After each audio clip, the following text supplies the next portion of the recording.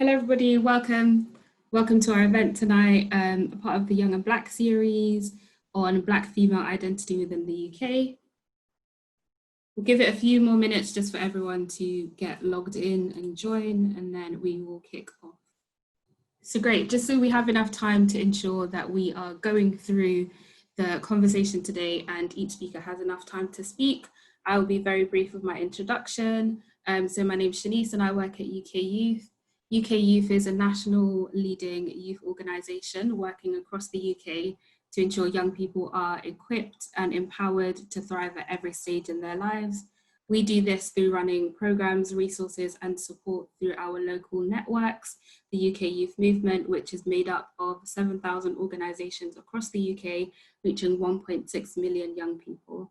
The Young and Black campaign was launched in May alongside My Life, My Say, Diana Award and Jermaine Jackman to support and ensure that we are improving the lived experience of young and Black people within the UK. Today's event is exploring Black female identity within the UK, and we have an amazing panel today to share their experiences, to discuss how we can improve and support young Black females within the UK. I'm going to hand over to our host for this session today. Rachel, over to you. Good evening, everyone, and welcome again to today's event. And thank you all for joining us. And we hope to have a very enriching and a very helpful conversation today with so many amazing Black women about Black female identity in the UK. So I'm just going to start off by introducing myself and telling you a bit about who I am, and then I'll pass on to the other panel members and you can learn a bit more about them. So my name's Rachel Ojo, I'm 18 and I'm from Essex, and I'm currently the chair of the UK Youth Select Committee on Knife Crime. And within that, I've basically been part of a group that helps the government by giving recommendations on how they can effectively tackle knife crime, which, as we probably all know, is an issue that predominantly affects Black young people within the UK. I've also worked with the Youth Violence Commission, kind of helping them with their launch on their report, also to do with youth violence. And I've also done some work as a member of the UK Youth Parliament to do with knife crime, to do with anti-bullying, and to do with generally giving young people a voice and empowering young people to speak out on issues that affect them. So now I'm just going to hand over to someone else on the panel to introduce themselves. So I'll just start on my left. So if Tatiana, if you could introduce yourself. Sure thing. Hey everybody, really nice to be a part of this campaign. I think that it's incredible and really impressive stats or run of everything that you've done, Rachel, being so young that you are. Good luck to hosting the panel. I think it's going to be amazing. In terms of myself, I worked for LinkedIn. I work within the UK, Ireland and Israel business, looking after our tech accounts within kind of marketing solutions. So that's my day job, I guess. Which takes up a lot of my time actually. But outside of that, I think in terms of my background, I was actually born in Zimbabwe and I lived there until I was 8 years old. And then I moved to the UK. And the reason why I moved with my family actually, because Zimbabwe was colonized by the UK. And so I have kind of Scottish heritage in me somewhere down the line. So I think in terms of my experience, I will be speaking to that a little bit, being a first generation immigrant, but very much identifying as a Black Brit. And yeah, really passionate about Black people. So that's me. Thank you. Thank you so much for that intro, Tatiana. If we move on to Danola. Hello, everyone. I'm really excited to be here. I'm looking forward to this conversation. So I'm working right now with as a policy analyst for a think tank in Finland, which is where I'm in Helsinki right now. And I'm also a consultant at the United Nations, basically working to build a new digital innovation entity. So my background is actually in investment banking. I on the UK, I will fund leadership board, and I'm UK coordinator of the Commonwealth Youth Peace Ambassadors Network. I also run an organization in Luton called Luton Lights, which focuses on sort of empowering the girls in our local community. And I'm just really excited to share my experiences. So I'm born in Nigeria. I moved to the UK when I was 11, and I grew up in Luton. So yeah, I'm just excited to share my experiences growing up, as well as sort of my experiences working in the private sector, public sector, and now international development diplomacy world. Yeah, looking forward to your question. Thank you so much, Danola. If we move on to Basayo. Thank you, Rachel. And just echoing what everyone else is saying, it's lovely to be here and be part of this. And I'm excited to hear all the wonderful contributions from the other panelists. My name is Basayo, and I developed a career in higher education policy, basically means universities and making sure the experience of Black and ethnic minorities was basically as good as their white counterparts. So lobbying universities and the government and running campaigns locally and nationally. And then now I've got two jobs. One is I'm a social action youth worker, supporting kids or young people who are at risk of youth violence to develop positive interventions to make sure that they are no longer at risk and they can help other people around them using quite innovative tools and practices. And my other half is I'm a policy officer, so I represent communities. The community I work with right now is Kensington and Chelsea, and looking at the inequality in the borough, again, to speak on behalf of marginalised voices to ensure that they get the resources and access that they deserve. So that's me. Thank you so much for that introduction, Basayo. If we move on to Sadia. Good afternoon, everyone. My name is Sadia Abubakar. I'm 18 years old and I'm from Wales, from Swansea in particular. And I'm really looking forward to be a part of this amazing event. I've been a young ambassador for 4 years now with the Youth Sport Trust. And 2 years ago, I set out on my own journey to try to promote physical education and physical activity to the BAME community. And from there, really, I've just began my leadership journey. And yeah, I'm looking forward to contribute and just to give insights, especially because I've been working on a research project with Race Alliance Wales, looking into the racism in education. So I'm really looking forward to sharing some insights from that as well. Thank you. Thank you. Victoria, if you could introduce yourself. Hi everybody, I am Victoria. I'm so excited to be here. In this current climate, I think a conversation like this is just so important, and with so many incredible women, and I'm just so excited just to learn, absorb, and to share my own thoughts. So I am the founder of the US program, which is a program all about supporting young females, predominantly those from underprivileged backgrounds. So we work with girls between 14 to 19 years old, and we essentially connect them with organizations in loads of different industries, and really give them the opportunity to understand that their start in life doesn't ever need to determine where they're going. So I do that on the side, and my full day job is I am account exec. I work for an advertising firm in Soho, which is very busy, but very, very fun. And I'm super excited for this conversation. Thank you. And for the last but definitely not the least panel member, Ebby, if you could please introduce yourself. Thank you, Rachel. My name is Ebenita. I'm the founder of Milk Honey Bees, which is an expressive and creative safe space for Black girls to thrive and flourish and put her first. And her is healing, empowerment, and resilience. My full-time job is also a therapeutic diversion practitioner for Divert Youth / Juvenists. So I work offering young people from 10 to 17 with a focus on 14 to 16-year-olds, offering them emotional support. I've also worked with Rachel on the Youth Violence Commission. And last but not least, I am a partnership reference group member for the Mayor's Violence Reduction Unit. Thank you so much. So now we've been through all the introduction, and all of the panel members have kind of told you a bit about their experiences and a bit about what we all do. I think it would be good to kind of go straight into the questions. Basically, this is just going to be an informal chat.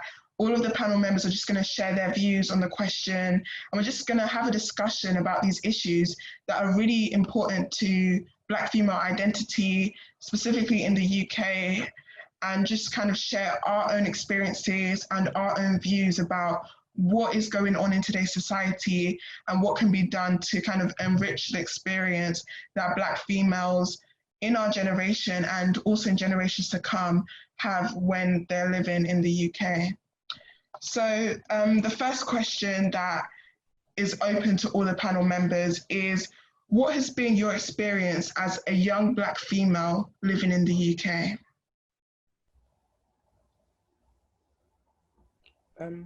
I can answer. I think, first of all, my experience as a young girl was very unseen. I talk a lot about being unseen as a Black girl because society doesn't see Black girls in the UK. We see Black women, and even though it's harder to see Black women, at least Black women still get more recognized than Black girls.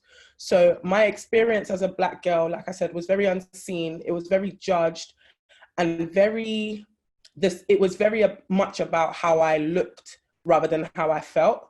I would say that being tall and all the things that I presented with and the school that I went to didn't also help, because when you're from a certain area, you get stigmatized by the area. And then when you're a woman or a girl, it makes it like 10 times harder because you are supposed to be a product of that environment. I would say my experience with the system in the UK is what made me who I am today and why I'm doing this work, because it wasn't great.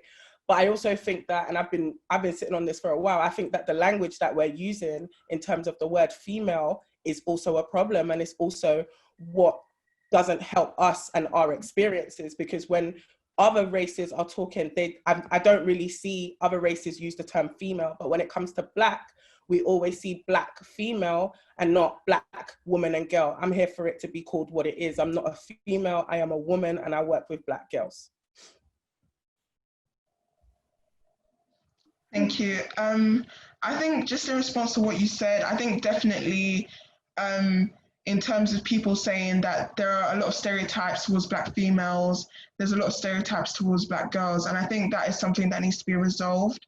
If we're really going to like look at the issues, we need to actually look at what is happening, not just the stereotypes that people have kind of made up and the stereotypes that are being passed along. I'll just jump in and just say, growing up, I think I felt quite limited, because I think there's like a specific mold of what a Black girl is supposed to be, and that's whether, you know, in school, in sexual situations, and that went on even working, like the Black colleague, the Black girl on the team. There's like a stereotype of how you're meant to be bubbly, or you're meant to be this, you're meant to be the life of the party, and I feel like there's so much pressure on how that is meant to, what you're meant to do, and what's expected of you, that then, you know, it gives you a limited capacity to then develop and see like, actually, who am I? And like it's quite difficult, the kind of expectations that society puts onto you. I was looking through like the briefing notes, and one of the key questions I saw was when was the first time you kind of felt racism? And for me, it was I think like so I moved to the UK, I think I was in year 6, and just within a few weeks of me being in my primary school, a white boy in my class actually pushed me down the stairs, and basically like I was so shocked, I couldn't grasp why, and I just didn't know what to do, and I actually forgot about it for many years. And it was actually during this recent Black Lives Matter resurgence when I actually took time to reflect, and I just realized a lot of trauma I kind of forgot. Like, I don't know how, but I think I just pushed it behind me, because that's just how I was raised, push things that you don't like behind you and kind of move on. And just remembering and reflecting on these things has really shaped sort of then, you know, the person that I am now. And I think one of the reason why I said what I said at the beginning was because when I did, like, I tried to then be not what like I thought Black girls, like the stereotypes were, and I tried to, you know, focus on my academics and do all those things, until one day, I think in year 9 or year 10, I got in a fight and I became a bad Black girl. And from that day on, even no matter how hard I tried to, like, you know, get back to studies or anything, I had this stereotype, and I was just cornered with everybody else and then that feeling of like, there's such a fine line. And I think that's so much pressure for young girls, because like you're sometimes dehumanized to the point that people they kind of take away that innocence, whether you're over sexualized or expected to like be overly violent and so on. You're not really given that innocence and that sort of leeway that someone else who's not black might get. I don't know if anyone else sort of relates with that perspective. I was gonna say, no, I totally hear what Ebby said about the word female and woman, because at the end of the day, it's a very just an incorrect term to use, because obviously the woman experience is a social construct, so we need to look at that and not reduce women to the ideal female, because it's quite irrelevant. Besides the point I'm making now, I think being a black woman in the UK, and my experience has just been the idea of having the audacity despite what people want me to be and what they expect me to be. It's about coming from, you know, certain backgrounds, as you said, certain expectations and stereotypes, but also defying those at each turn, despite not having the safe spaces to turn to and to, you know, heal from. You see all these black women here doing a lot of work to create a safer space for other people, but that's all our story is, you know what I mean, seeing problems, fixing them for other people, but not being poured into, but then not stopping there and making sure the next generation has it easier than us. So I think that's just the experience of a black woman, is kind of using her, I guess, trauma to make someone else feel better, someone else to avoid going through the same things. I think being a black woman, in my experience, has been, as you said, being ignored, but at the same time being forgotten, but also having to grow up very fast. And there was never a time for us just to dwell in our infanthood or in our childhood. We were always very much grown women. I think from birth, I was already like probably washing plates or something, or society never gave me that idea of, this is a young black girl, you're already threatening or you're already a problem. I think in school as well, because the schools don't know what to do when you've got a demographic of women who are so bold and confident and cultured and talented, you know what I mean, and focused and competent. They write you off and they want you to go at a different pace. And then instead of them channeling that, you know, that, I guess, maturity into something positive, they want to stigmatize you. So I think being a black woman is about just being ahead of your time and just understanding that one day you'll be able to utilize that kind of energy into something productive. So it's been an unfortunate experience to some degree when you feel like you're vulnerable to society. But once you realize your power and you have a sisterhood, I think the black women experience has been very empowering, you know. And you just see that actually, you know what, no matter where I go, I see the same stories, but we still rise above it and we're still trying to make change. So I think that's just the superheroes in us, you know. Yeah, just to echo from what Basola had said, I completely agree. I think, you know, the black women experience in the UK, for me, boils down to a lot of hustling and a lot of staying resilient regardless of, you know, the current circumstances around us. For me, I remembered, you know, from young, we couldn't afford a lot of things, so we had to hustle. You know, on the weekends we would sell cakes, we would seek ways to, like, you know, rise above the challenges consistently. Again, in school I struggled, I was dyslexic, but again, you continue to look beyond your current situation and remain resilient. And that's also, my own experience has really fueled the work that I do with young girls.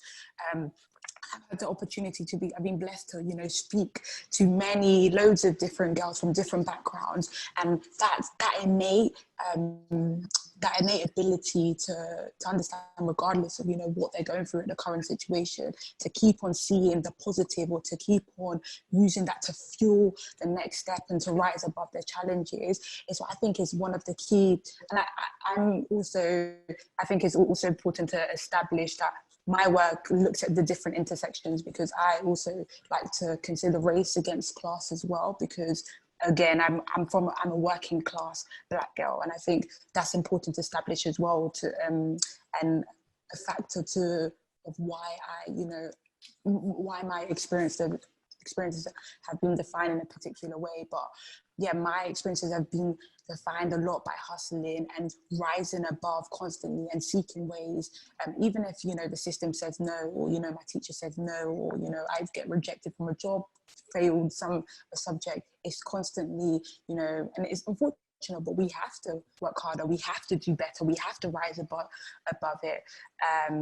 But that does come at the expense of, you know, mental health. When we look at, sorry, I'll be quick, but like even this pandemic, and we look at the communities and the groups that have been affected, we see black women in particular, you know, the statistic I believe is 29% of black women are against, you know, I think 21 of our white counterparts are likely to, you know, struggle with COVID and be diagnosed with some sort of like mental health issues. So I think, you know, we're constantly on the go, constantly remaining resilient, but that does come at the expense of our own mental health, our mental health, our own sanity as well.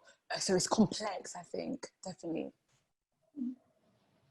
And I'll kind of just jump in on my experience. I think a lot of what everyone has said is something that I've heard before. I think my experience is probably slightly different because I grew up outside of London. So I come from Milton Keynes, which is predominantly white city, I'd say. And when I went to school, I think we were relatively mixed, but it was more of a white school. And I think my experience being mixed heritage in the UK has always been being othered and not being part of the majority. And I think that has shapes kind of, I think one thing with Black women, especially if we're not in the spaces that we're comfortable, is we're always having to put on some kind of, we can't fully let our guard down and be completely ourselves, because you feel like you are representative of a whole other people. And also you're kind of burdened, to what everyone said, you're burdened with that expectation of how a Black woman should behave. I think actually, I always say that I realized my Blackness most when I started working. So it's a little bit different in terms of my experience in that sense. And again, the reason for that is because I work in the corporate world and there are just very, very few Black people. I mentioned I work in LinkedIn. I think, you know, we have a very small percentage of Black people. And one of the biggest things that I've found, not just in my working career, but when I was younger, for me anyway, is that I've never been afforded the same femininity as women of other races. And I think it speaks to what everyone's been saying about how you kind of have to be strong, or, you know, generally I'm quite bubbly and I'm loud and I'm talkative, etc. But I think that, yeah, I've just never had the same treatment as other women. I've found, I think there's always an expectation for me to be strong, an expectation for me to be loud, an expectation for me to hold my own, which in many ways I'm grateful for, because it shaped who I am today. But I think what we need to encourage is that Black women and young Black girls can be whoever they want to be. They don't have to be strong. They don't have to fit into certain stereotypes. If they're softer, or if they want to be whoever, like I said, then they should be afforded that privilege, right? Definitely, if I could just jump in, I could definitely relate to you, because living in Wales, I came to Wales with my family at the age of 2. So going to school, I was one of the only Black students, and the racism that I would experience, and because I started wearing the headscarf as well at a young age, it was like a double-edged sword. So like sometimes it was racism, sometimes it was Islamophobia as well. But the impact that it had on me was that it made me question my identity, and I didn't know, you know, it just really made me question my identity. And looking back now, it made me have little self-worth and just really struggle with my self-esteem. And it created such a confusion for me, because I've been brought up in a wonderful family environment, in a warm environment where I can be myself, I'm confident.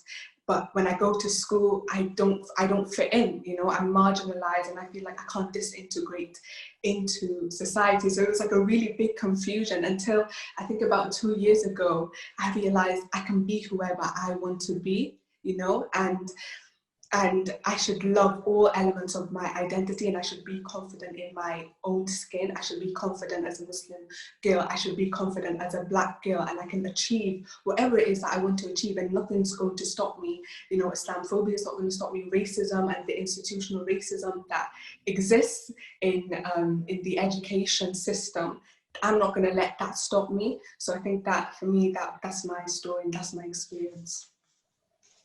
Thank you. I think just going off of what Sadia said, definitely, I feel like education is such a big part of everyone's life growing up. Like education, not that it can make or break you, but it will influence, like your experiences will actually have an influence on you later in life. And although people can grow from it, the racism that people experience at a young age, even in primary school, can actually be scarring for people. And if people don't have the right support systems, aren't given the right support from the school, from their family, people can be made to kind of lose their identity or try their best to fit inside the molds that society has kind of assigned to them. I think that is one thing that we need to kind of think about. Young people in education, how can we empower them to make sure that they're not forgotten, they're not tossed aside, but they are continuously empowered within their journey and within their lives. And just moving on from that, I'm just going to ask the panel, what systems or institutions do you think within the UK are disadvantaging young Black women? All of them. All of them. Yeah, all of them. You would have to, like, if you want to talk about systems, I can talk about the ones that I work in, because I can't speak for every system, even though I access some of them. So institutions, we know that all of them are doing a disadvantage to Black people in general. So when you narrow it down to look at Black girls and women, if we look at like the health system and how it treats women, especially Black women, we know that there's a disadvantage there, for example. But let's talk about the education system for our girls. Now, all of us spoke about having an experience as women negatively with education. We are the only race and the only gender that we cannot find any research to validate what we've just said. No academic research validates anything we've just said. That is because of the fetishization that people have with Black boys, for example. So we are very unseen, as I always say, across systems. If you look at education, we don't have data that shows that Black girls are equally kicked out of school. We don't have data that shows that Black girls are managed moves. So how do we know what is happening with our girls in the education system if we don't even look at them? If we don't look at their experiences that they have gone through emotionally, if we then look at the mental health system, we know that if a Black girl or a Black woman accesses the mental health system, she is going to be told that maybe she's over-exaggerating. There's so many disparities that she will face. Again, with the young Black girls, I can't refer them to CAMS because CAMS doesn't understand who they are, doesn't understand what they need. And it doesn't take the time. Again, if there's no research or best practice on working with our girls, how are we ever going to help them across these systems? If you look at the prison system, Black women are disproportionately affected in the prison system, but we only hear we only hear the data about Black men, for example. All the systems that we have research on for Black men disproportionately also affects Black women and Black girls, but it's difficult for people. And it comes back to when I was talking about my experience of the system. You know, I remember reading my social worker notes like a good 2 years ago and seeing the things that people said about me, but never actually asked me how I was. And so now when I get referral forms from education or mental health or just social services, it's the same kind of pattern that I'm reliving, that these young girls are reliving, that I have to even stop myself sometimes and say, do you know what? Your teacher or whoever's referred you has said this. Let me ask you how you would answer this form if I put this form in front of you. How would you talk about yourself? The adultification of Black girls in the UK is on a high and it's going to keep increasing until something is done. And it seems like systems don't want to acknowledge that Black girls are actually there. So yeah, that's me. There's two things on this, and I just want to echo everything that Evie said, just hands down, like exactly what she said. You just need to, anyone who's listening who has any sort of influence over systems, taking what she said honestly and really do something about it, because now you've been exposed to what we've saying, there's no excuse now for you to continue in the same capacity. I think there's just two things on this. I know before I said all systems, but I genuinely believe all systems, because as I said, as Evie said, we're affected by racism and then obviously the intersection of gender as well. But the first thing is they first have to humanize us to see us, and the issue is we're not human to British society. We're just an extension of the Black community. So what they see is where the sexism comes in, we've got Black men and they just believe that we're there to complement the Black men's lifestyle. So there's nothing they need to find out from us that they can't get from a Black man. And that's the issue that they have. They don't see us. But another issue is, which is kind of ironic, is the fact that because of our resilience to overcome all the badness in this world that we're faced with, they don't see that we're suffering. So every time they exclude us, right? Every time they fire us, every time they bully us, every time they insult us, every time they kill us, every time they harm us in any sort of capacity, as we say, we rise. And that very reason why, how we rise shows them actually that means what we're doing is not bad. So therefore it's okay. If you look at academic statistics, even here and America, you will see at certain levels that Black women outperform so many different groups, or we're very capable. If you look at them in, like, I think it's even reception or primary school, nursery, we are so like overqualified. Is the fact that, yeah, they just believe that because we're so capable that we're no longer suffering, and that's the kind of thing that's the kind of thing we need to make sure that they understand, is that we're doing this not because we want to have this survival instinct, it's because we have to do it. And I think that's one of the very reasons why they get away with doing all stuff, and we're hyper exposed to the system. When our Black men are being arrested or being tasered or being harmed, that means we have no one else to protect us.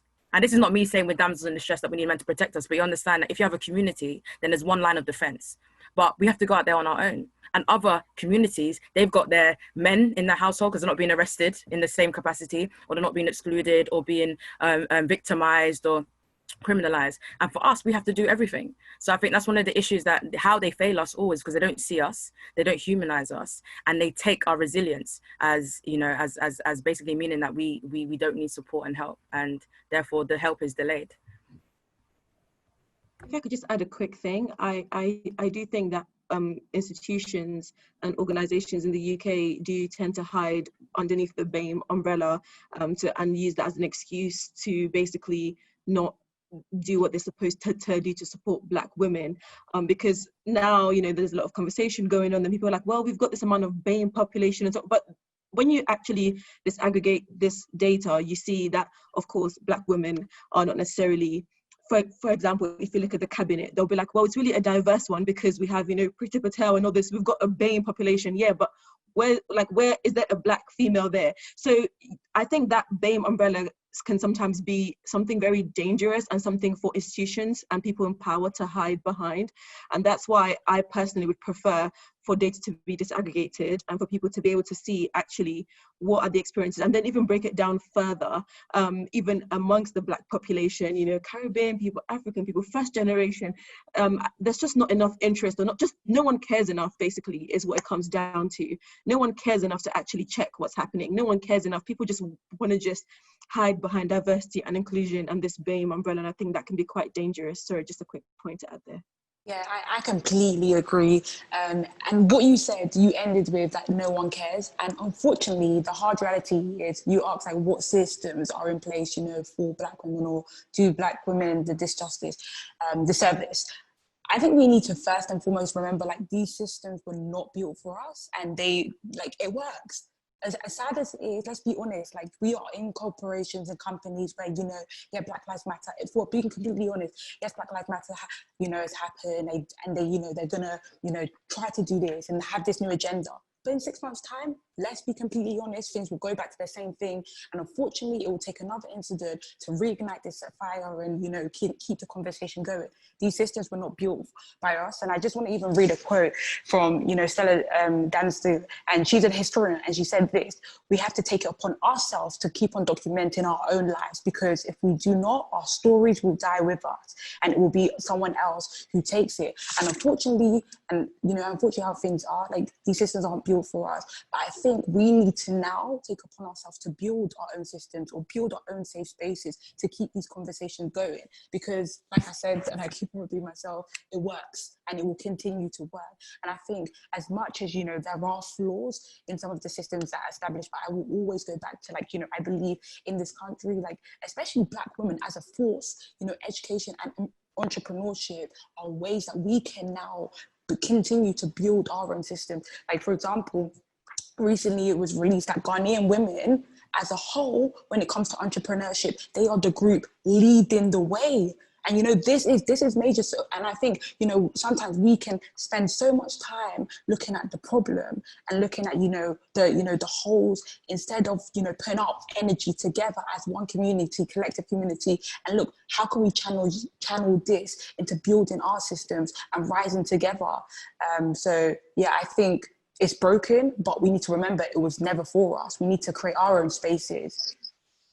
I could definitely relate with that, especially speaking on the educational system. There's many deep-seated issues within the education institution, and like you said, it wasn't built for us. And I remember the moment that I had realized, like, this system is not for me. So it's kind of like, you know, being a student looking back during my GCSEs and my A levels, I saw it as a game.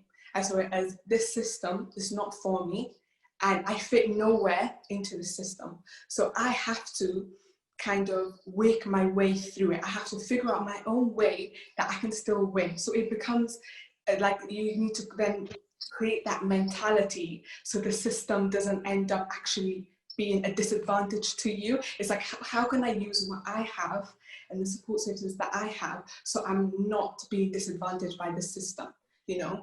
And, you know, from the research, the things that are coming up from students is issues like labeling, is issues like stereotyping, the microaggressions, you know, lower expectations of Black students. These are the things that are coming up from the racism in education research, and it's just like, it's just so sad to see that this is how, you know, young people, you know, they're going to school, they want to study, and this is how they're being treated. They feel like they're being underestimated. And Black girls, then they're like, okay, I'm being underestimated, so I have to prove myself. I have to work 10 times harder so I'm not underestimated. So it's like, these are just some of the issues that are within the educational institution.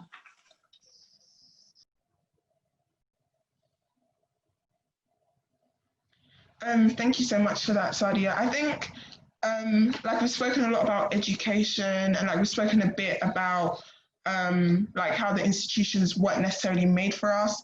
So not just in education, that can make it hard for Black women to progress in their careers and in whatever industry they're interested in. But I think another thing that kind of affects Black women in society is kind of beauty standards that are kind of enforced on Black women. And that really does have a negative effect, mainly like it negatively affects the mental health of Black women in general. And I think there's so many aspects to this, like beauty standards, colorism, again, talking about how Black women are supposed to fit a certain mold within society. And I think what I would say, because Victoria touched upon the fact that after George Floyd and the Black Lives Movement picked up, there was a lot of companies trying to prove that they're anti-racist, a sudden use of more dark-skinned models and more Black women. So obviously that hasn't really been sustained to the extent that we would want it to be. So I think I would just open that up to the panel and see if anyone has any views on that.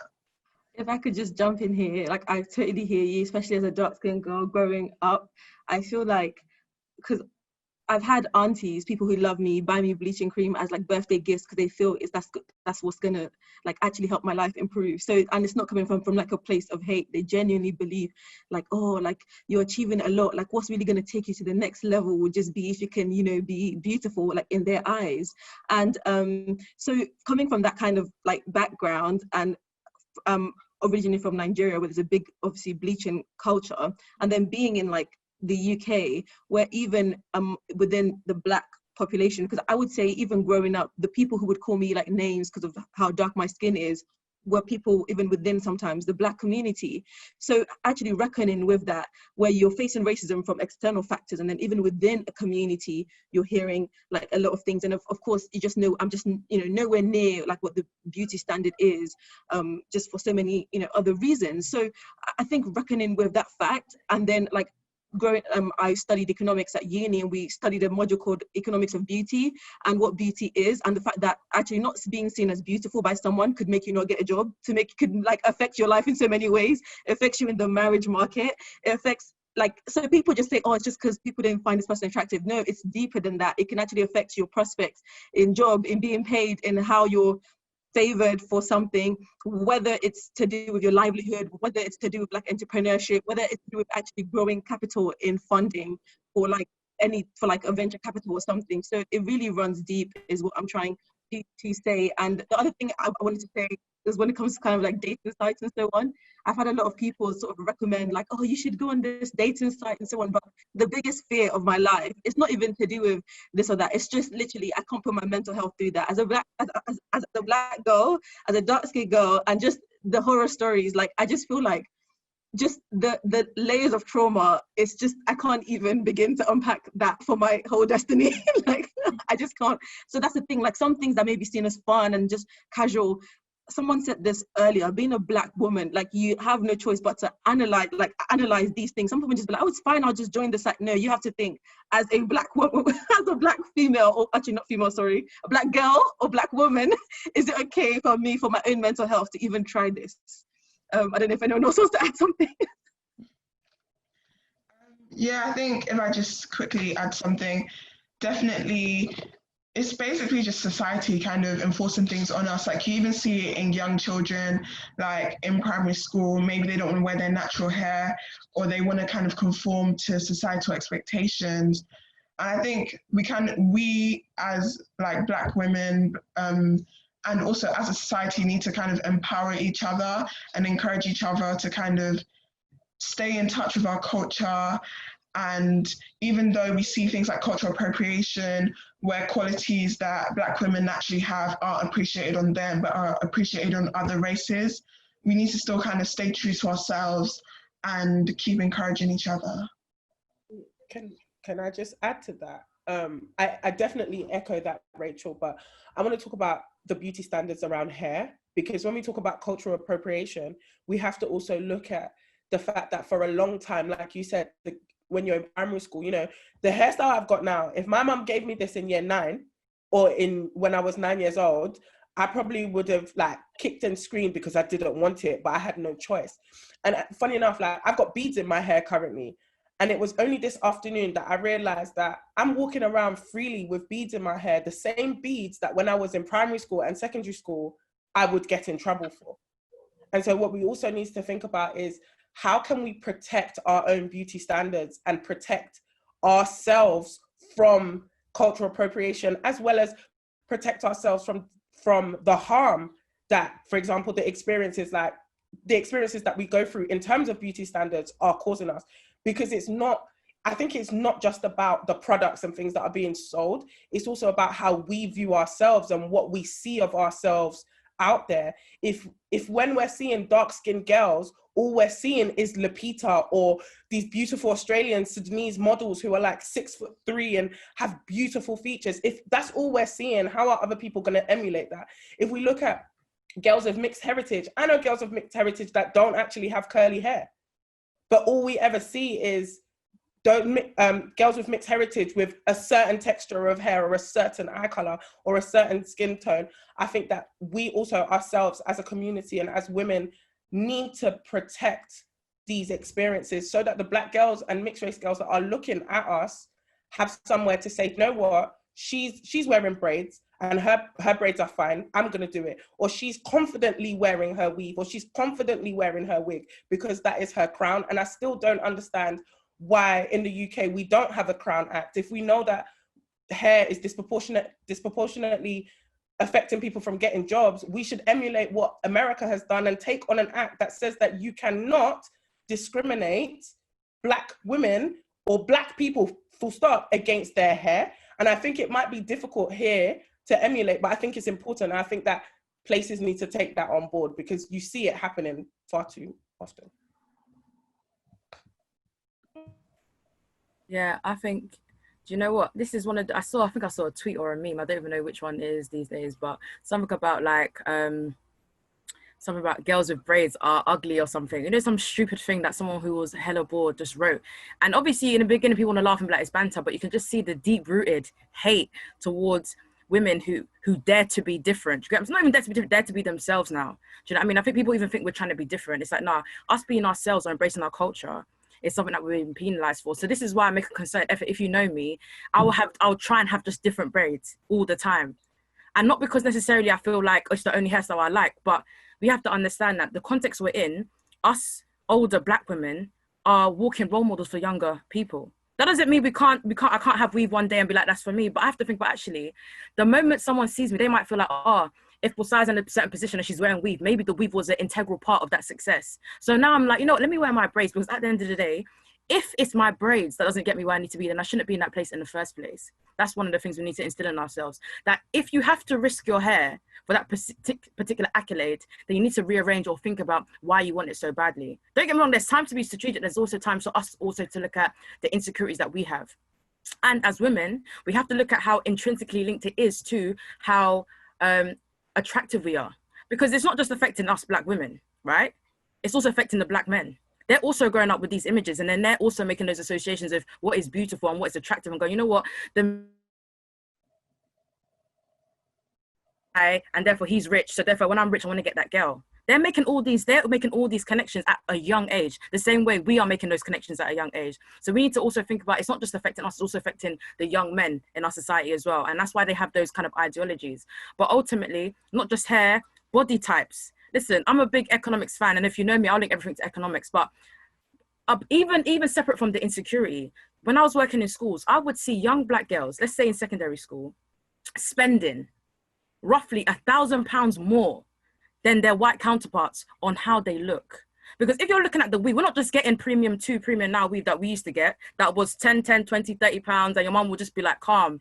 Yeah, ever you're looking, you know, we used to look different, do you get me? All that kind of hair. People are saying Peruvian, Malaysian, counting all the countries in that side of the world. Hair for a couple £100. And when I'm being serious about this, because then some of their families, their parents are also doing night shift on the NHS. Do you get what I'm saying? And if you link it, so either your mom is spending most of her salary on getting you these extravagant items that it seems stupid, but really your social currency is how you look. So I don't even blame people for investing so much in their hair, because really and truly, whether we like it or not, whether it's insecure or not, it does work. It does work. People are getting the receipts from if you're going to get a BBL or you want to get your breast enhanced and stuff. Don't get me wrong. This is not about if you want to or it's for your own personal opinion. That's separate. But you know you're going to see the fruits of that labor.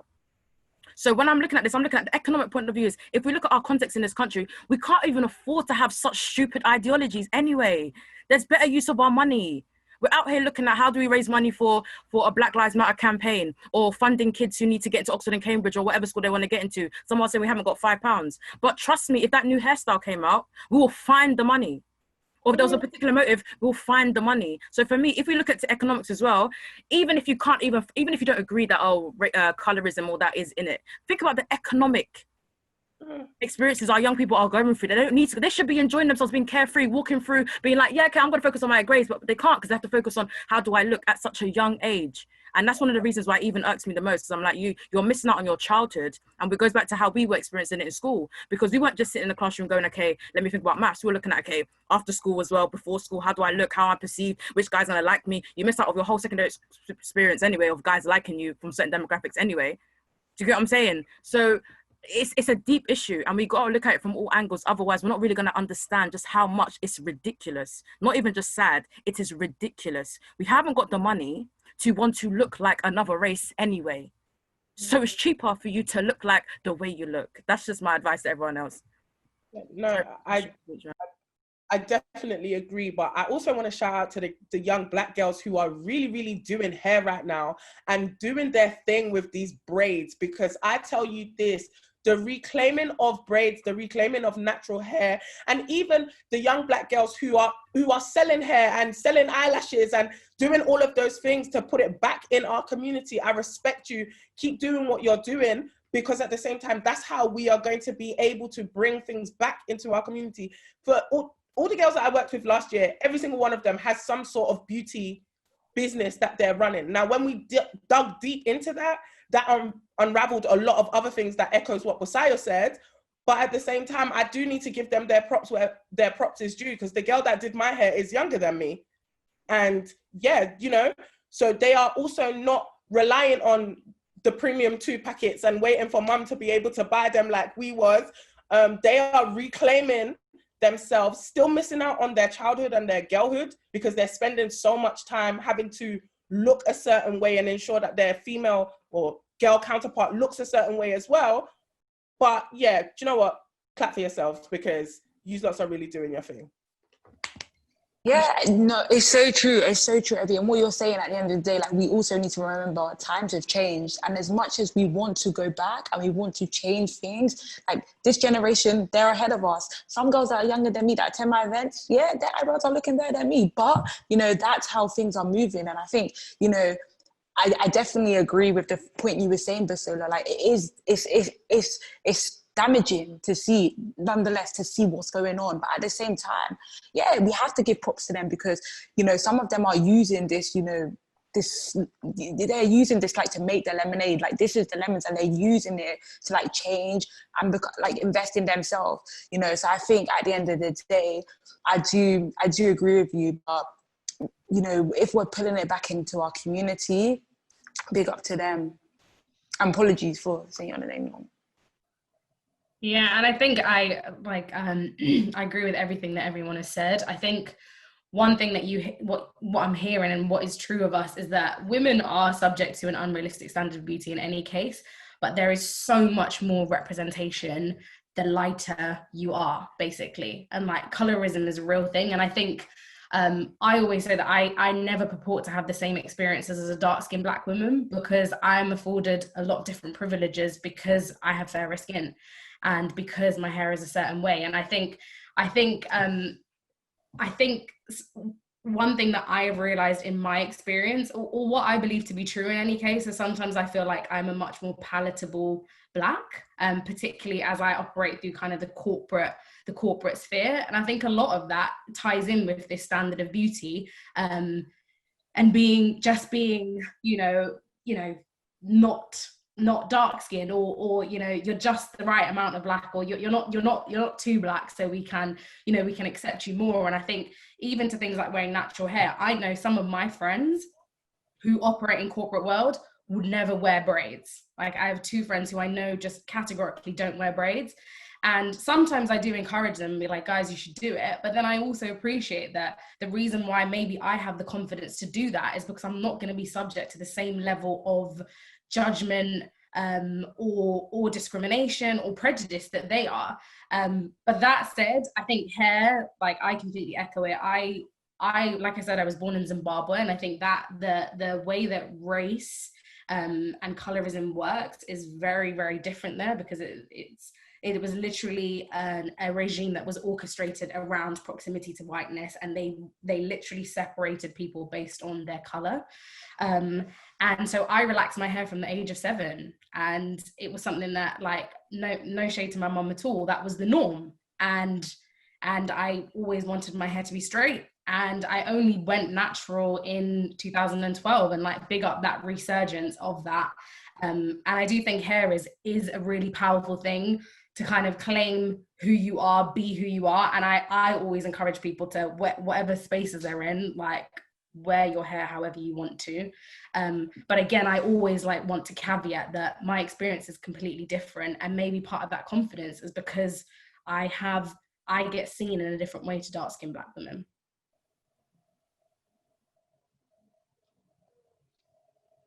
Thank you for that. So I think just moving on, so we're just going to have a discussion about what we think needs to be done to support young and Black women within the UK, and what can be done to tackle the racism, the systematic racism in all of these institutions that we've spoken about, in order to basically help young Black women have a better experience.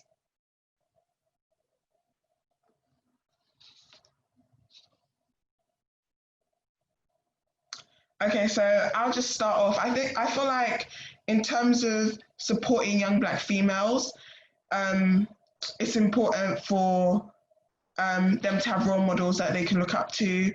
Like Ebby said, it needs to be realistic role models in terms of beauty standards, people who are like themselves, people who say, not just celebrities, not just people who make music, not just actors, but people who are working people who've been through experiences similar to them. And I feel like having good role models who you can look up to in every single sector is a key thing, because whether we like it or not, we're influenced by the people around us, and we're influenced by the people we call our role models. So I think it's important for Black women, for Black women and Black girls to have people that they can look up to and people who show them that as a Black woman, there's not a certain standard you have to conform to, but you can be yourself and you can be anything you want to be, even if it is the stereotype of a Black woman or even if it's the complete opposite of that. No, I definitely agree. Actually, kind of echoing what you were saying. Something I've learned over the years, I would say mostly since I graduated, like in 2016. One of the key things that I've had to learn the hard way is that the cavalry is not coming. So we're saying, oh, what should they do for us and everything? Honestly, I waited for that cavalry, for this to change. No one's coming. I'm so sorry to say, even including Black men, including everybody. And the bottom line is, we have to actually do something for ourselves. Fair enough, we're so institutionally disadvantaged. I mean, especially when you look at the leadership positions, as I said, I worked in, Goldman Sachs, Morgan Stanley, then the public sector, the National Audit Office, and I've seen how in the graduate class, there's a couple Black girls. Then you just look, okay, the higher you go, you just say, okay, there's no one. But the small that we have, let's just try to use it to bring others up, and let's just because when there was a question in the prep saying we should name some organizations doing some good things, and like there's loads, and I'm sure anyone who wants, they can reach out to any of us. I'm sure we can recommend loads. But for me, the organizations that has helped me and grounded me over the last few years is my Black girl group chats on WhatsApp, like from uni or from like my friends and whatnot from high school. That's literally the group that's helped my mental health, that's helped me achieve things, that's helped me, because, and that's why I say, genuinely, if you're looking at I'm not being shady, but the Black networks in your office or ACS and all this, and these things are great, but really and truly, one of the key, most helpful things is actually building a network with Black people. When I was working, no matter what, when a Black girl joins my team or is an intern, whether I'm getting weird vibes or not weird, but I'll go out of my way because I don't want her to feel the way I felt stepping on that trading floor, looking around, knowing nobody here is for me. Not one person is going to try to put themselves on the line. Not even the cool Black guys on the side that you'd be like, hey, they're not checking for me. They have their own battle they're trying to face. So the cavalry is not coming. And now it's up to me to try to, even if I don't see any network around me, try to build that network. And that's what I try to do with Leeton. That's what I try to do wherever I find myself. Because the higher I go, even now, achieving things, being in the UN. I had a meeting with a client the other day where, after speaking for a long time, this man said, okay, can you please transfer my article to a native English speaker? I was like, seeing so, and these are just, I'd say it's sometimes you just keep going up and then something just slaps you in the face to remind you that, listen, nobody's checking for you. You actually have to, sorry, this kind of end up going somewhere else. But what I'm trying to say is that there's a lot of things, government, everyone can do. And I'm going to rely on amazing panelists here to, give some of these examples. But in the absence of these things, because I'm sure we've been suggesting for centuries now, let's just try to go out of our way to build these networks for ourselves in whatever position you find yourself in. Wow, literally everything you said, I can just echo it.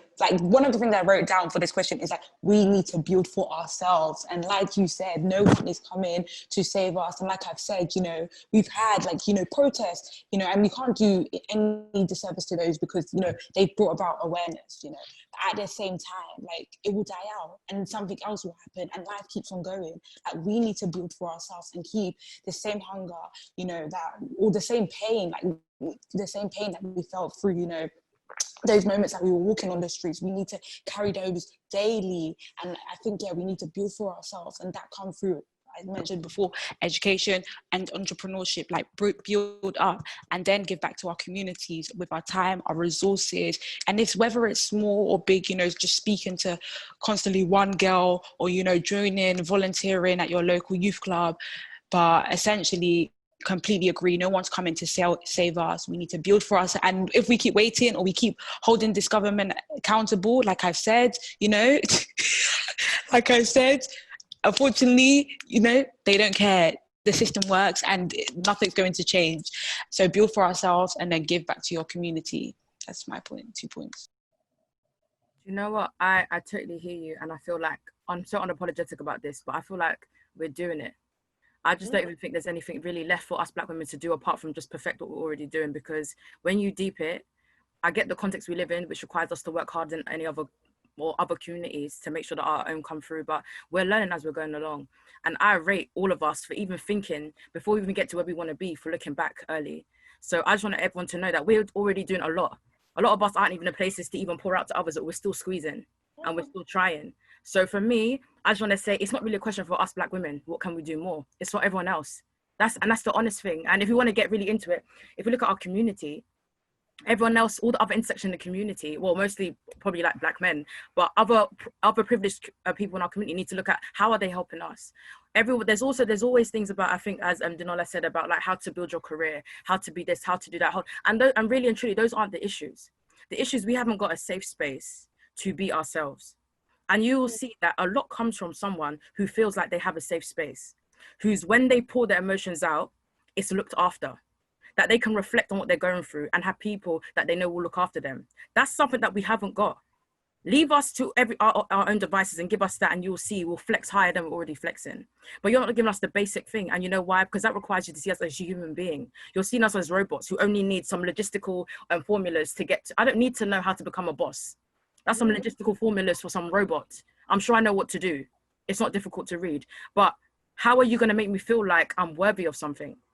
How are you going to see me different? Because we're not the problem. And when we switch it like that, what we do is that we show people that, oh, we're the weird ones. This is why we can't do what our peers are doing. No, the system is wrong. And I feel like if you're a Black man, even intergenerationally as well, there's some conversation we have to have with the older generation to be like, don't project. You've gone through what you're going through, but as you're raising the next generation, you're also projecting.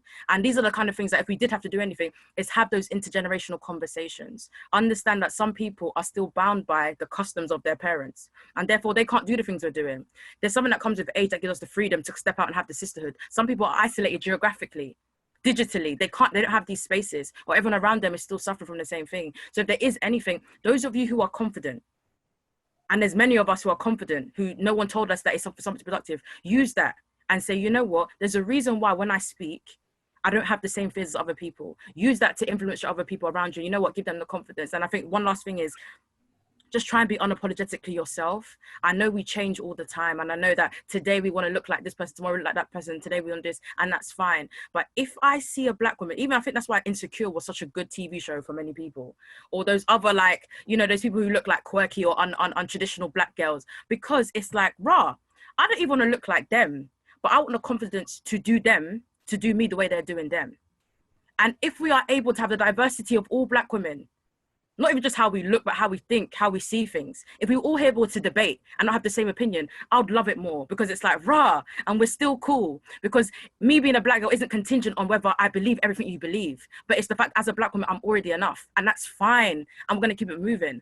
But we can't do that because there's only one Black girl that qualifies to have a platform or have the voice. So I think for me, even if you don't look like anyone on Instagram ain't real. Forget Instagram. In fact, be proud that you didn't like any of them. You know why? That means you're the first of your kind, and you keep it moving. Because someone after you is going to be like, rah, all right, I do like this person kind of looks like me, and therefore I'm going to do her the way she's kind of doing me. Then before you know it, you've bred a whole different group of, you know, Black women who are going to do different things. So I just feel like if you're a young person, do you the way you know how. And that will inspire people to be themselves, and it'll go go further than just being like how to become a boss and all that kind of stuff. Because really and truly, we know how to do that.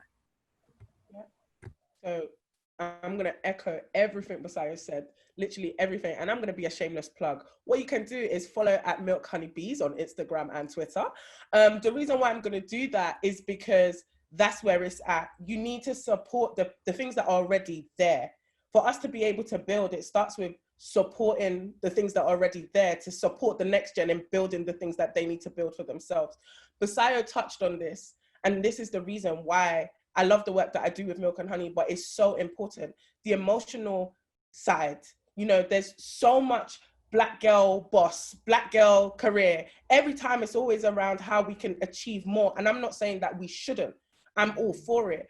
But emotionally, there's no emotional support for our Black girls. So then when we grow into women, how do we navigate our emotions if we haven't been taught this and supported from girlhood? Another thing that we can start doing is talking about what it feels like to be a Black girl. And I'm going to continue to have these conversations because, like I said, our girlhood is not documented. our girlhood is not there. And it's about us as Black women being able to talk about what was it like for your inner girl that you don't want to look at, the girl that you had to suppress, the girl that you had to let go of to be the woman that you are today. Who is she? Go and reclaim her back. And that's how we're going to create change. Because for me, one thing that hurts the most is when I see Black women that don't want to support Black girls. And you see this when sometimes Black girls will do things and it's first people to attack them on the internet. Sometimes it's Black women. And I'm like, wait, hold on. We was once them, you know, back to that premium 2. Let's not even talk about what we all got up to with that premium 2 and that hair glue gluing in that blue track and you knew that it wasn't supposed to be there. Yes, we just didn't have social media. Do you understand? I've got older cousins, like there's certain things my older cousins did as like the women that they are now that taught me who I am. But when we're looking at the girls of this generation, there's so much judgment, so much pain that comes from us as women and men onto them that they don't know how to navigate, which is why you see a lot of Black girls today seeking for an identity that they don't even know that they have. And I think the last thing that we can do is just continue to look after ourselves. I think us as Black women, we do so much for everybody else. I always say Black women and girls, we show up for everyone, but who shows up for us? And so I think the most important thing is the ability to say no. Like we need to learn and develop no. Like, no, I don't want to do this. No, I don't feel like this. In fact, no, I am just not doing it. And if you know me very well, my no means no. And that's the way that I've been able to protect myself and put my her first. Because without putting myself first, I won't be able to do this work that I'm doing now. And I know that the teenager in me that grew up, she is very proud, because when I was a teenager, I was doing what every other Black woman is doing for everybody else, being there for everybody else and not showing up for myself.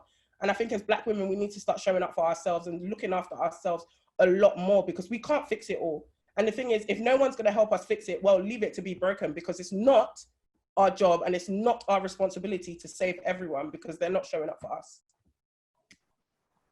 Totally. I think I'd like completely echo what Abby and Basayo said. One, like you are doing more than enough and you are enough. And two, like your ability to actually affect change and do more is only going to be through you kind of looking after yourself. And I would say like it can, again, I always take it back to the corporate world, because that's kind of the space that I operate in, similar to Danola, where there's just not a lot of us, and it can feel so disheartening. You know, there was a lot of noise that came out of the BLM resurgence, I guess, and it's hard. It is really hard to always be the only one, to feel like you have to be representative, to think about to be driving the change a lot. Like, you know, I would much prefer to be consulted now. Like I'm a need for people to be doing more, not just Black people. But at the same time, I think one thing that I'm always encouraged by is, look, part of the sadness is that these injustices that we see permeate every single system, all different aspects of society. So I think don't ever underestimate the power that there is in you being you in those spaces where there's just not enough of you. And also then sharing that, like speaking more. Like I love to speak with young people just to talk a bit more about my experience and how they can navigate the world that's kind of not set up for them from a corporate perspective. So yeah, I think do you look after yourself, don't be discouraged, and ultimately never minimize yourself or your Blackness in spaces where you are the minority. Thank you. I'll just invite Sadia if she wants to give her opinion on this question. Yeah, so for me, it's about, you know, I'm very, very grateful. You know, my community has given me a lot, and, you know, the educational institutions that I went to as well have given me a lot and supported me as a young leader. So for me, it's about, okay, now how do I give back and create a change in these institutions so the girls that are growing up have the same opportunities that I do? Because I was very fortunate enough that even though when I was saying earlier, I felt like, you know, I didn't have I didn't have the space to be myself. There was a time where I still had the opportunity in school to join the school council and then be myself and voice my opinions, and then go on to join, you know, the youth sport trust, and then be myself and be creative. And then from there, just more opportunities, and, you know, my school supported me in that. So it's like, for me, this is great, but I know this is not the case for other girls. You know, I know other girls have ambitions as well, and they just don't know how to kind of navigate them. So for me, it is about creating change, and whilst building our own systems, we need to also try to change the systems that are already in place right now. So it's about doing more research, and doing more research to validate what's going on in, you know, institutions like schools, but then getting the solutions and seeing what we can change there. So from the research, what's being brought up is we need more teachers. We need more teachers that are from diverse backgrounds, that are from Black backgrounds. You know, students need to be going into school and seeing a Black teacher and being like, okay, that could be me. The curriculum needs to be more representative as well. You know, students need to go to school and learn about their history as well. They need to be learning about Black authors. They need to be learning about the contributions that Black people have contributed to society and to the world. You know, so for me, it's about how do I now go on to do this. These are the things that are most important to me. Yeah. Thank you. So that, like, I feel like this discussion has been really insightful, really engaging. So right now I'm just going to open up the Q&A, and then we can answer a couple of questions from the people who have been listening to our discussions. So the first question we have kind of links to Sadia's last point, and it is saying, for primary and secondary schools, what would we say that teachers need to be aware of in order to support young Black girls in schools in terms of their mental health? I think the first thing that teachers need to be aware of is the experience of adultification that young Black girls go through. Like Messiah said, she was washing plate from when she just popped out of her mum's belly. That's an example of adultification, and the fact that that's even internalized adultification that is laid upon us, where gender meets race. And I think teachers lack the understanding for Black girls, especially in terms of the role that she plays. I did a presentation on the roles and responsibilities of Black girls in the community, and everybody in the audience was shocked. But then it goes back to the fetishization that people have with Black boys. You wouldn't be asking how to work with Black boys and mental health because it's there, it's documented. So the education system needs to look at how they're working with their boys in terms of Black boys, and then flip it on its head and understand Black girls. But you can't work with Black girls if you're not asking them. And I think that's the problem. Like, you can't ask us. I can't give you advice because I'm not the girl that you're working with. You need to ask her, how would you like to be supported? And if she's not willing to answer, then creative means. I think Black girls are so creative, and it's society that puts a pause on our creativity and makes you grow up so fast and makes you start thinking that the things that you used to do, like Black girl play is a thing. Like, we all used to play hopscotch, skipping, all of these things have been taken out of our childhood, which means that our mental health has not really had that ability to grow and develop.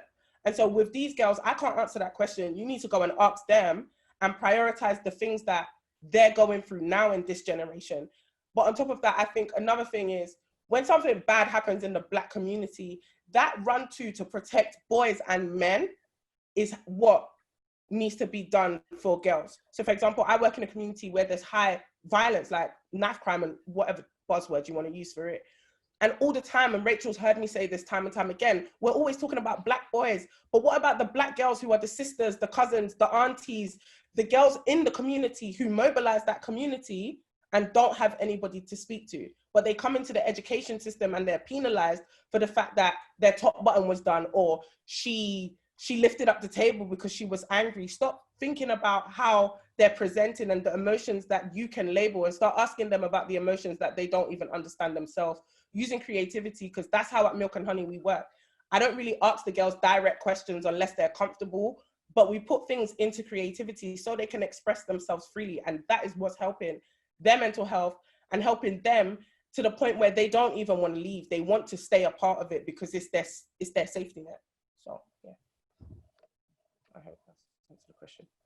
If I could just jump in really quickly, I was just going to say, especially like during the sort of light of the resurgence of Black Lives Matter, then I sort of was speaking with some of the girls who are connected to my organization who are like in of school age at the moment, and I was really shocked to hear like basically the same kind of slurs like against dark-skinned girls, against girls from the time I was in high school, like 9-10 years ago, us the same thing still being used. And just some of the I just thought, which I guess was naive, that things would have moved on past that by now, like things like girls who literally have asthma but being forced into sport by force or music by force, like just because you're black, that means you must sing. And I think it's maybe because it's Luton, so it's not London, and maybe there may not be as much black girls. So basically, the scope of what a black girl should be is even smaller than it would be, I guess, in London or whatnot. But I think there's not really as much progress, especially in like the culture of like teacher-student interaction that I would have thought. Speaking to girls who went to my same high school and hearing that literally the same exact, they were saying things that I literally experienced. It was like traveling back in time, and that was really shocking and disheartening. So I would say, especially those who've been sort of in education for a long time, I think it's a good time to have an introspective look and a reflection as to sort of what changes has happened in your school over the last 10 years, or are you kind of still going through the motions? And when it's Black History Month, everybody should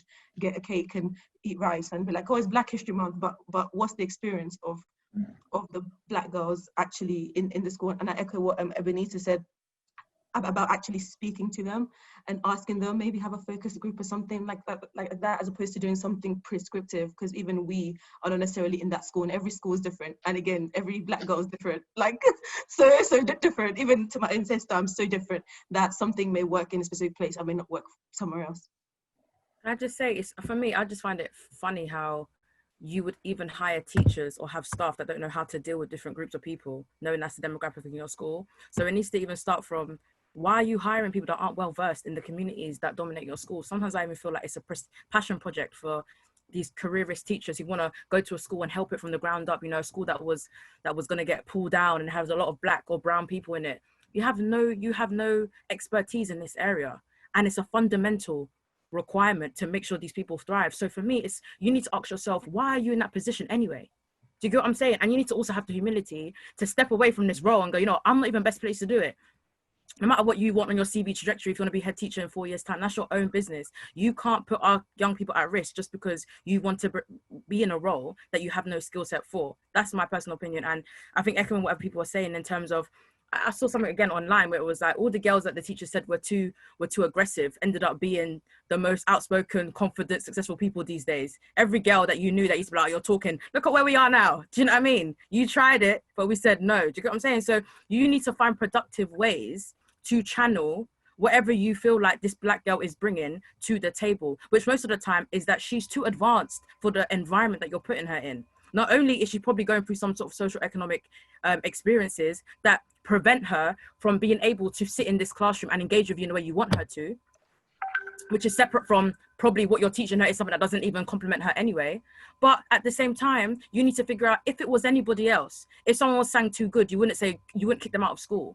You would take them to an advanced choir, or you'll get someone to come in and have them private training or whatever you need to do. Find things for young black women to do that make sense. You just don't want, you want them to go backwards. And I think there's a lot of research, even in academia, that says that the black community, when we start in like nursery, we are so advanced.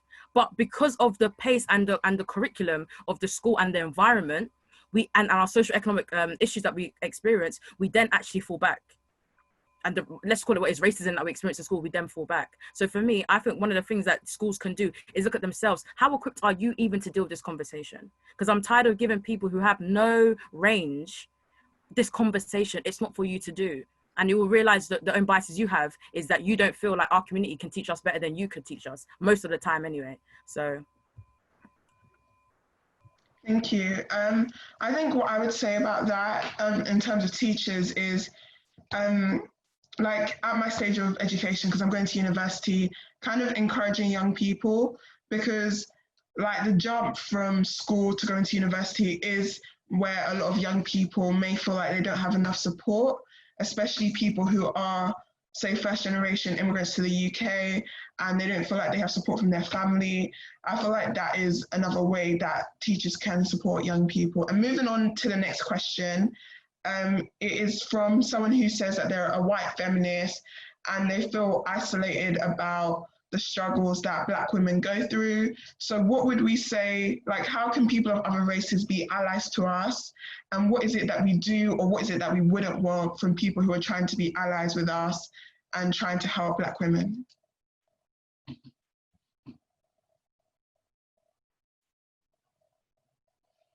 I'll just say, really just listen. And I think taking a step back, I think I'm going to give an example. When I went to the Luton Black Lives Matter march, it was, great, powerful and everything. And then the fact that, and again, nothing against this person, white lady was the lady at the front, basically saying, "We're gonna let Black voices be heard," and everything. And it was great, but it was just like, this is literally like literally the very picture of what I'm trying to say. Like, you couldn't just for this 1 minute just give the microphone to a Black person just to even do that chant. You like, and I get it. I think she was the coordinator of diversity inclusion for Luton or whatnot, and I'm sure she's done amazing work and it's really great. But I think just those sort of things that I think when people ask what it can do is allies. It's about what you can use your privilege to actually do, and sometimes that means actually, like, would you, like, if you're really about it, would you actually step aside a little bit for someone else to actually, shine, basically? I think I was watching like a Naomi Campbell interview once where she was saying one of the other models basically said to a designer, like, if you don't let her walk, because they didn't want her to walk because she was Black, and she said that, no, if you want us on your runway, then she has to walk. And it's like, are you actually ready to put yourself on the line for someone like that? And I'm using this example because for example, when I was living in China and being a Black British person, I saw my privilege in comparison to a Black African person who's not like British or American, who just grew up on the continent of Africa. And anytime I had the opportunity to kind of like just include them in a conversation, I would just go out my way to do it, because yeah, we're both Black, but I know for a fact when we start talking, people hear that British accent, they kind of in a really sick way see me somehow as someone they want to relate with more than the person who's got an African accent. And even just that small privilege I had, I tried to be so cognizant of it and try to like make, like, if there was a speaking opportunity about being Black in China or whatnot, I would always recommend that person who I knew I had a bit more privilege than, if that makes sense.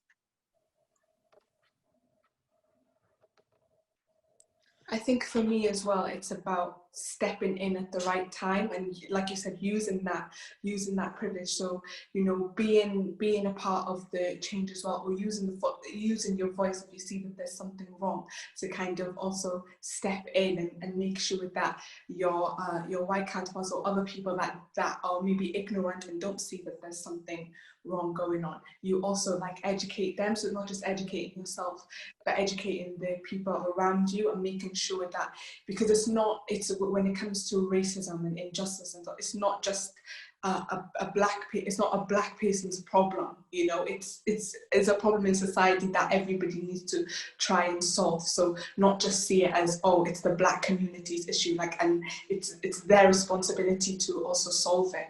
No, we didn't create this problem as well. So it's like to be part of that change and use their privilege as well and contribute to that change as well, I think. Thanks, Sadia. So now I'm just going to hand back over to Shanice from UK Youth, who's going to close up the meeting. Thank you so much. I mean, thank you to this amazing panel. As you guys said, you're all doing incredible work to advance young Black women in the UK already. I think just to sort of wrap up the conversation, we like to ask a final question of the panel. So I'll just ask this question for any young Black woman or girl who's watching. What would be your advice, or what would you like them to take away from this conversation? Benita, I know you have to jump off quickly, so I'll start with you. What would I say? I would say, look at the people that have spoken today. We're all different. Like, we are not a monolith. We are all different. We showed up here to talk about this because it means something to us. Learn, grow, take what you want from it, and go and lead and shake them tables in other places. Because I tell you this, I'm taking doors off hinges for you lots. and continue to put her first. And like I say, your healing is going to be a journey. It's not going to be an easy one, but you will overcome. Your empowerment, this is empowering. Feel empowered through everything, even the leaves on the trees. Feel empowered by just being able to take those in. And resilience, you already possess it. Be resilient, continue to be resilient, and resist the systems that oppress you. Because when you grow into a woman, you will understand that flourishing is the only thing that you'll be able to do, and no one can't take that away from you. Thank you, thanks. Victoria?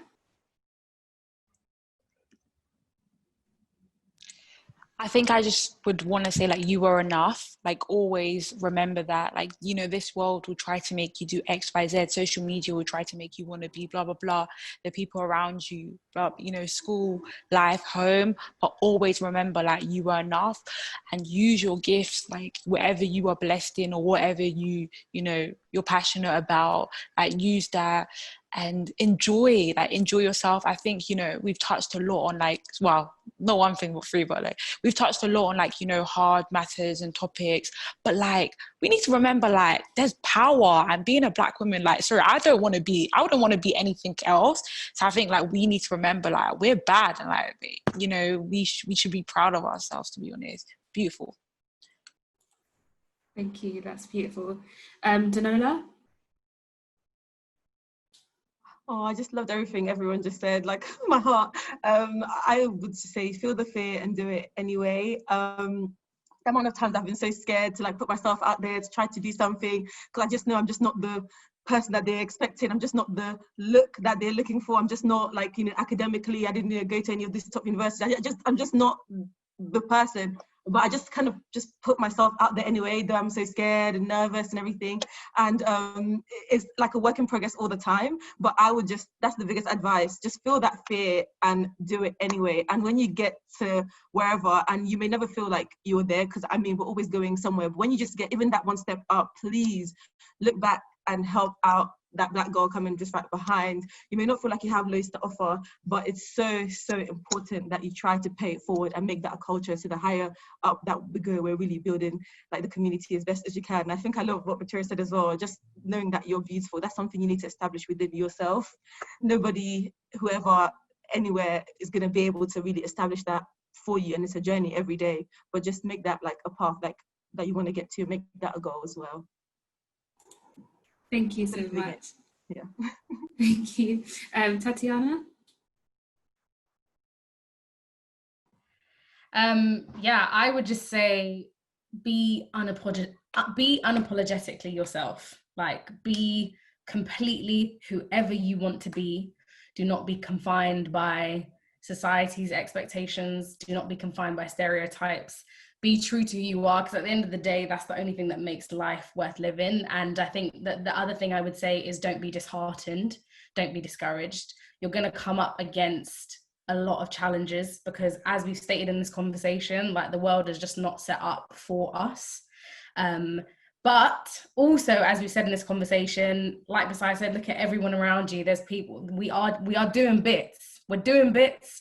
We're being excellent. We're beautiful. We're happy. We're being loud in our Black joy. And I just want to continue to just encourage you to do that. Just completely stay true to who you are.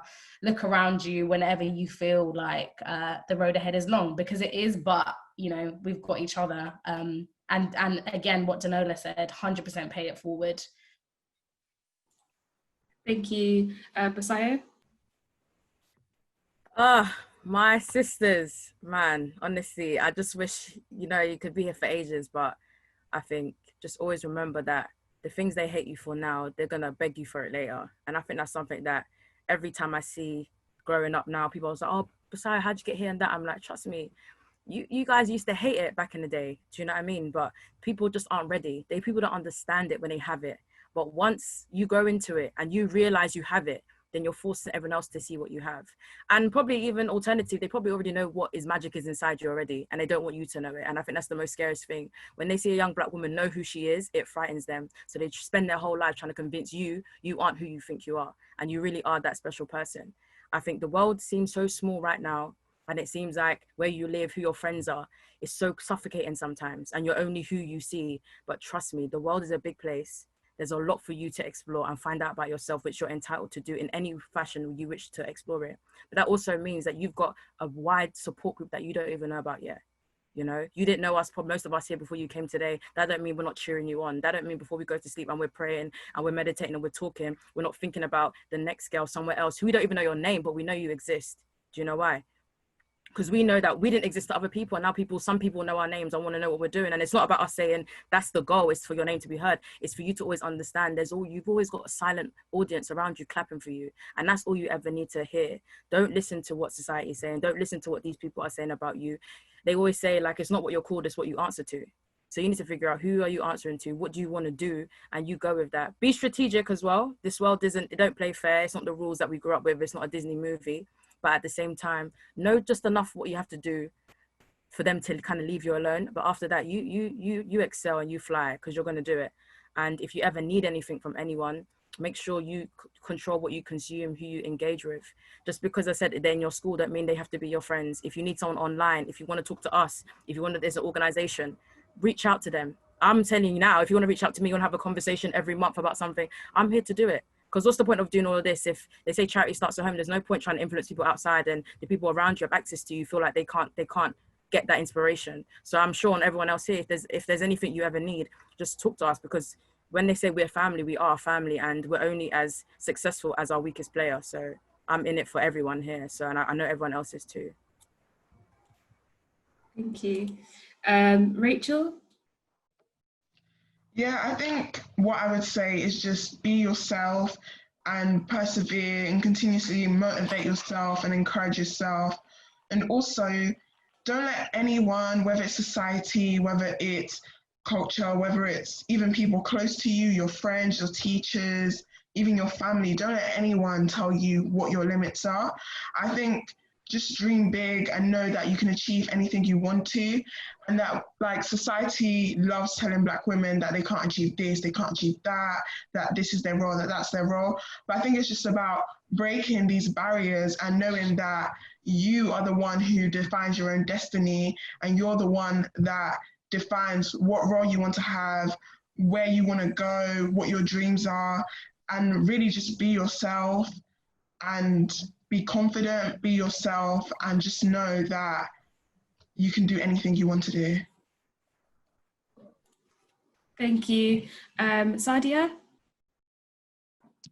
Yeah, so to all my sisters, to all my peers, I want to say firstly that I believe in you, and you have everything that you need right now, and you are more than capable to achieve whatever it is that you want to do. You are beautiful, you're more than enough. So just go out there and just smash it, and we're all here, we're all rooting for you.